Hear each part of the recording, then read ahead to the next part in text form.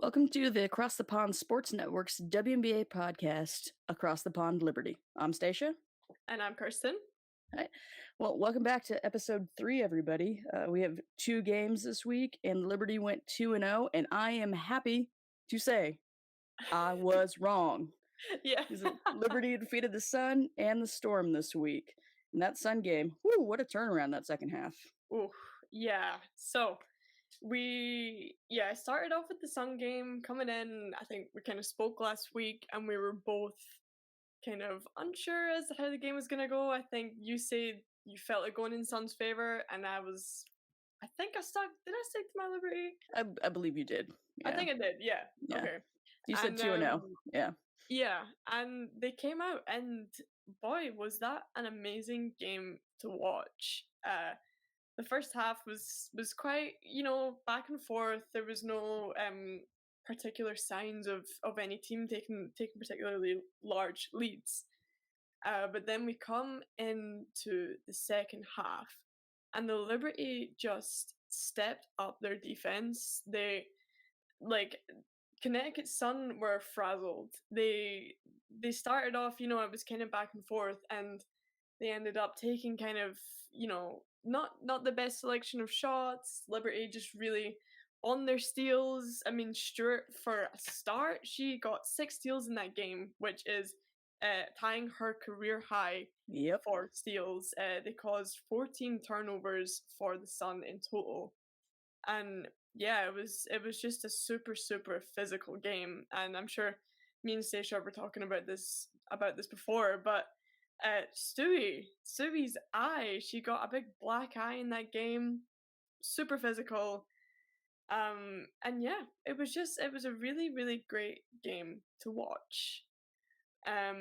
So for the Liberty in that game, we had Stewart herself on 21 points, 5 assists, and 6 rebounds. She was absolutely. We've spoken about this as well. Like Stewart's ability to just go on those transition threes and her ability to create the space for those shots. Like every time she goes up for a shot, I'm kind of like, oh, like the defender's right on her, and calm as anything, she just finishes and she makes those shots. She is a baller. Oh gosh, she's 6'4", and then you have the length, and she can get up there. I mean, and you said about the steals, the rebounds, the assist, and 4 blocks. 4 blocks. So the success of the Liberty this year is we know they're gonna score. They figured out how to score. They didn't score that first game against the Mystics. How are they gonna be able to defend? And literally from about the 4-minute mark in the third quarter to the end of the third quarter, go on this run and just, I've said that the Sun are the bullies, and bully the Sun into bad shots, turnovers, and just scoring and just pound them. And then the Sun are so frustrated, so he gets a black eye. It's just, I could feel the frustration of the Sun in that. Just, oh my gosh, they were just frazzled. They didn't know what to do. And then Sluty gets her double-double with 10 assists and 18 points. And it's like, oh, okay. Which, Sluty, when you score, I feel very confident of wins when Sloot scores. 18 points, and then in her, I'd say that about the past 6 years, Sloot's been more of a scorer. In the beginning, she wasn't as much of a scorer, and she's done that. And on this team, she can be a scorer, or she doesn't have to. And it's still going to work and produce. And what a balanced game between the guards with Stewie, Sloot, and Sabrina. Yeah, absolutely. I mean, all 3 of them on double points, which is just testamentary to how strong this team is. We've heard a lot of talk about people referring to the New York Liberty this season as offensive juggernauts. And it's very true. And this is, I think, why we were quite apprehensive coming into the game last week. Is that, yes, like the Liberty are known to be such offensive juggernauts with like such amazing like star players on the team. And on the contrary, we have the Connecticut Sun, who, in my opinion, I would say they're like defensive juggernauts. Like they're solid. They have such a solid kind of motion in play.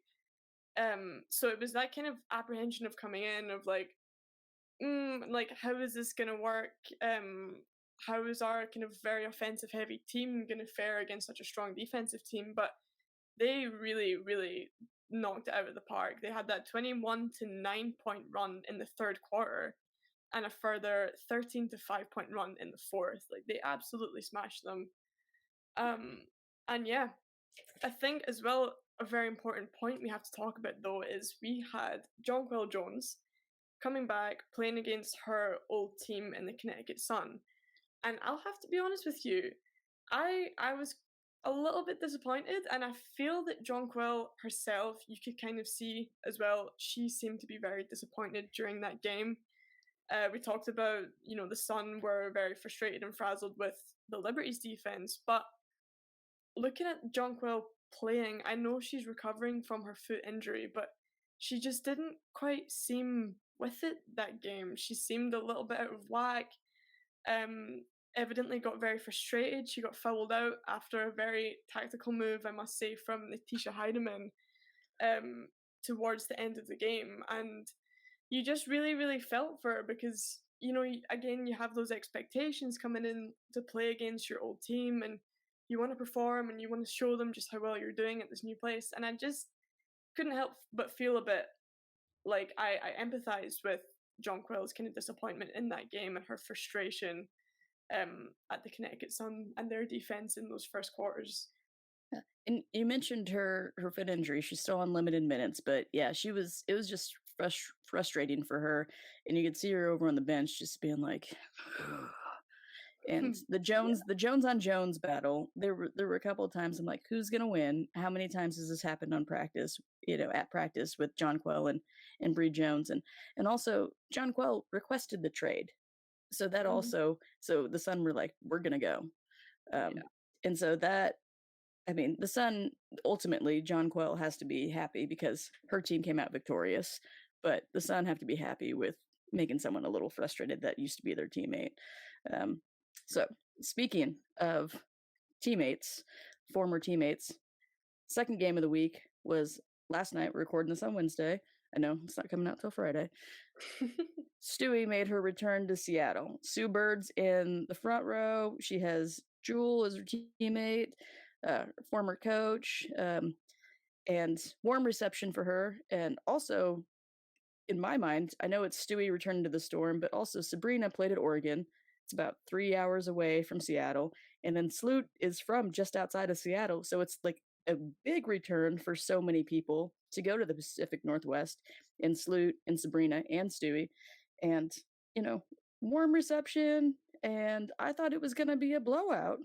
It was not a blowout. The Storm, even though they are still winless, the Storm really, really played hard. And I think my favorite thing was watching Ezzy and Stewie, Ezzy Magmagor and Stewie in the second half going at each other because Stewie's playing against her former coach, and then Ezzy's Australian. Sandy Brondello, the coach of the Liberty, is the national team coach for Australia. So you have two players going against their coaches at some point, with Stewie returning to Seattle and Ezzy. And it felt like a big sister, little sister kind of event where Stewie was blocking Ezzy a few times. Like, yeah, you're 23. I'm Stewie. I'm 29. We've done this a little bit. And just their length was going up against each other was very fun for me to watch because Ezzy versus Stewie, and they looked like they were having fun. Mhm. Um, I'm a big Ezzy Magbogor fan. I don't know about you on that one. Oh yeah, absolutely, absolutely. Yeah, it was kind of really, really nice as well. We were speaking before the podcast about this too. I mean, this week's lineup, we've had the Connecticut Sun to Seattle Storm, and then two back-to-back games against Chicago Sky. That's a lot of players on this Liberty team who are reunited with their very close, like, previous teams. So it's been really, really exciting to kind of see them, how they've progressed, how they're going to kind of challenge their old teammates. And certainly one thing I know, like, will be very difficult for them is that having spent so much time playing for these other teams, it's very difficult to then come up against them because they know how you play Oh yeah. better than they know like any other teams they play. When you've played with someone for so long, you understand the way they think, you understand kind of what movements they're going to make, what's their kind of strongest hand. or moves that they're quite likely to make in certain positions. So it's very difficult as well as exciting to see these players come up against them. But I must say that Seattle Storm game, I really did think it was going to be a bit of a blowout, and I think we said this last week too. But Seattle really, really did hold out. I must say one of the most kind of impressive, or my highlight from that game, is the Sabrina Ionescu scoring 6 3-pointers. Yep. Not to mention her also scoring 4 in the game before. But yeah, she just went off. She had a crazy game. And one thing that really gets me about Sabrina as well is it's not just like she's scoring threes. It's like she's a foot or 2 feet behind the 3 point line and she is pulling up with complete confidence. She just gets that ball. She has such a quick shot release and she makes it from so deep in the court. It's amazing. Oh, it's amazing. There was a play that was beautifully executed by Sloot for Sabrina for one of her threes. Kayla Thornton, they were kind of on one side, going half court, and Sloot just directed Kayla Thornton just to cut because one player was guarding both Thornton and Sabrina, and Sloot was being guarded. Tells Thornton to cut. Either the player stays with Sabrina and Thornton's got a layup, or goes with Kayla and Sabrina's wide open. So that kind of what is it, like puppeteering by Sloot Mhm. was perfect. And then Sabrina had a wide open 3 point shot. And one thing that is so good for Sabrina this year, and you said about how she's gonna play a little more off ball, and she always had a point guard in Oregon, but then she'd bring it up sometimes, is the announcer, like Andrea Carter said, that Sabrina last year would go and get the ball from her teammates, then to go create something if it was like a clutch time. And she doesn't have to go get the ball from anybody. No one has to get the ball from anybody because their movement is starting to become so fluid and working off of each other that they don't have to do that. They can just work within the system and trust each other to make these kind of movements to get open shots. And that is the exciting thing. And that's also what worries me about Vegas when you have so many people on the court that will get the fluidity. And it's like, who are you guarding? Who's going to do what? But Sabrina didn't have to worry about, like, the pressure's off and she can just shoot freely. And that is going to be a huge thing going into this season. Fully healthy, has a little bit less weight on her shoulders with everybody there, which goes to how the Liberty have built this team. Rebecca Lobo, at either before the game or at halftime, spoke about how in the early days the Comets got players through a draft and through getting different players here because Cheryl Swoops is pregnant. That's how they got Cynthia Cooper. That's how they had their original super team, the Houston Comets. Seattle was able to draft Lauren Jackson and Sue Bird with the number one picks back to back. And then they got Jewel number one and then Stewie number one.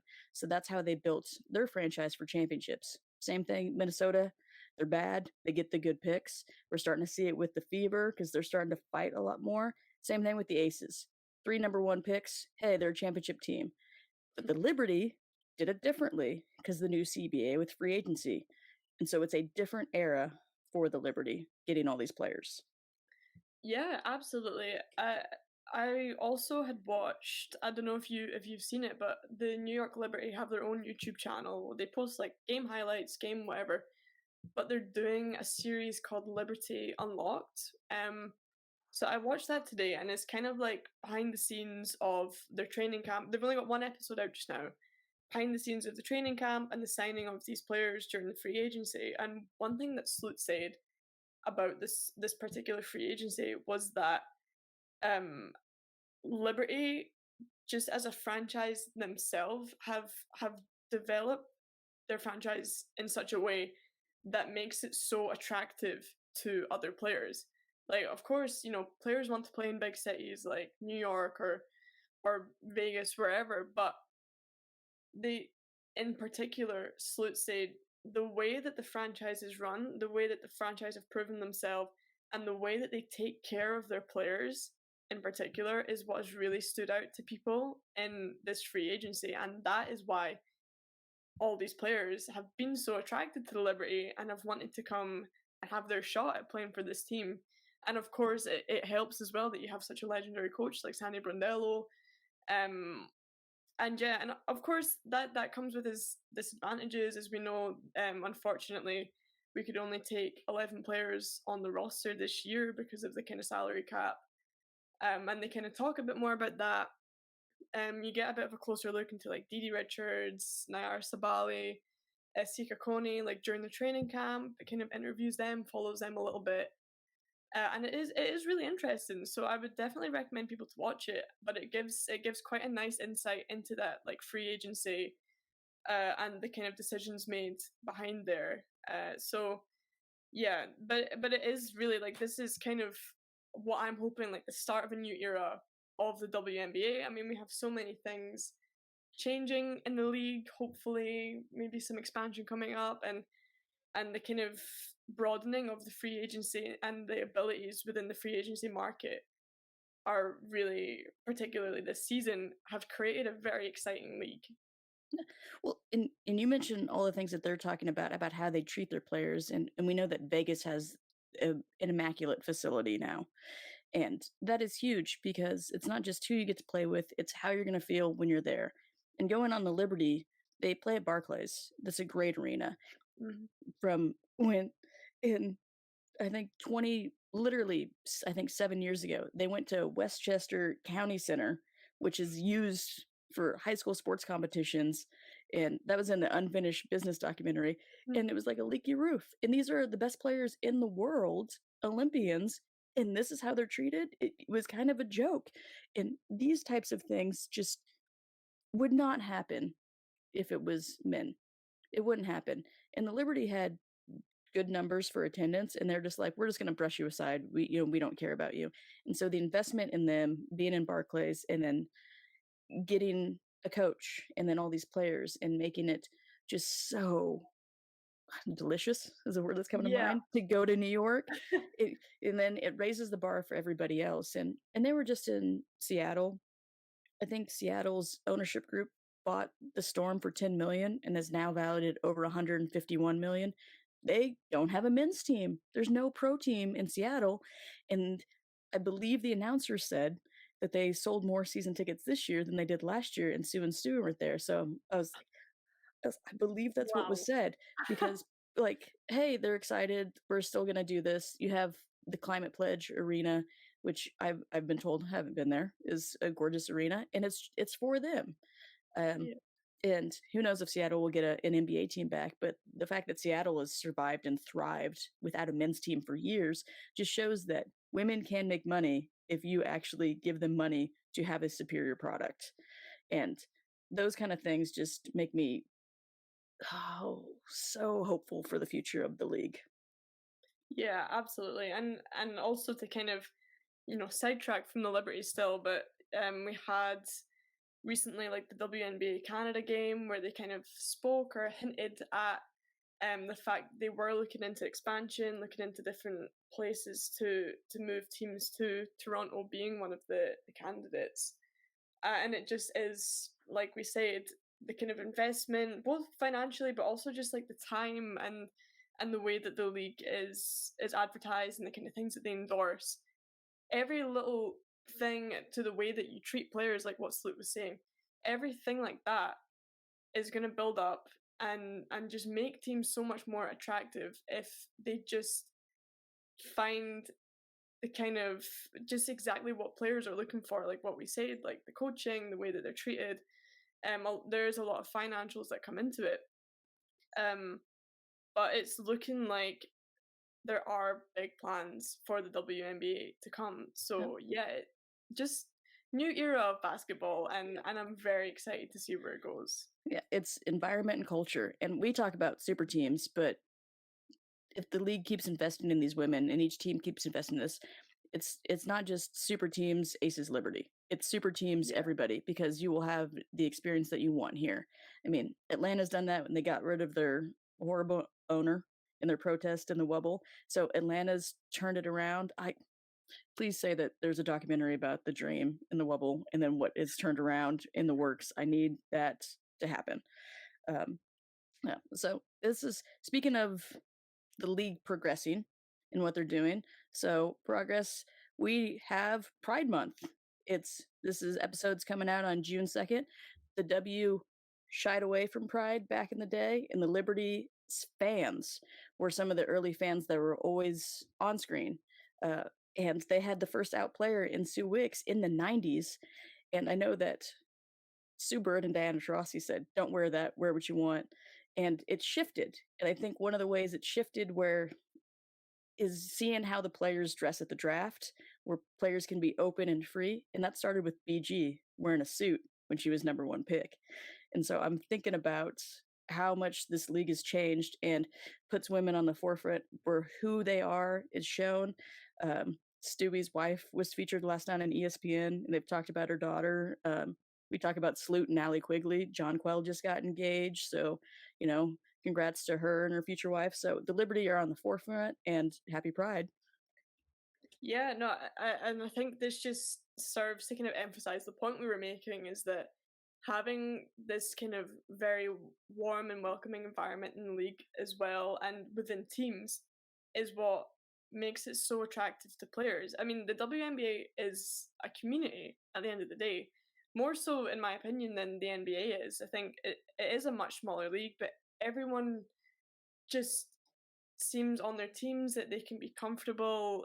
Everyone's very supportive of each other, and at the end of the day, it is just things like celebrating Pride Month and kind of endorsing all of these kind of social issues and social kind of areas that will attract players and will serve to ensure that the players feel satisfied and safe and comfortable in the environment and in their career. So yeah, absolutely. It's great to note that it is Pride Month next month, and in particular, the Liberty, I believe, are doing a Pride themed game on the The 11th. Is 11th.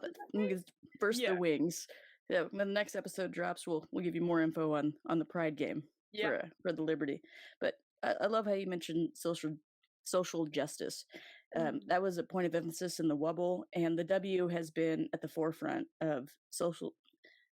I'm just going to keep slurring this social justice Yeah. uh, more than I think any other league has, and that kind of support, which you said is just necessary for this league. Mm. And this is a very educated league. They have to be in, you can't enter the draft until you're going to turn 22. It's one of the most educated leagues. These women know what's going on. They want to support each other. The league is, I believe Sue Bird said one time, like 80% black. And so to see what's going on you're in Scotland, in America, and what's going on, to give everybody that platform of support is just paramount for everything that is happening in the world. Yeah, yeah, absolutely. But yeah, I Yeah. think we've covered pretty much everything that there is to cover this week. It wasn't a very busy week for the Liberty, in all fairness. Oh no. But Well, yeah, well, we have big games coming up in the Chicago back-to-back games, so they will be very exciting. who do you Uh, have? Who do you who do I have? have? Is Mm, 2 games that back to that was back. about to be my question. Yeah, I can go first on this one. Yeah, you go first. You go first. Go on. I think it's going to be a 2-0, 2-0 Mhm. Liberty. The Sky don't have a strong post presence. They're very similar to the Storm. They're guard heavy. They have good post, but not someone that's super dominant. Mhm. And I do like the Sky because I think they're gonna be fighters this year since everybody, Yeah. not everybody, but a lot of people left. And that's what people have talked about, the media's talked about. But I'm gonna go 2-0 Liberty. It's first week. Here we go. 2-0. Okay.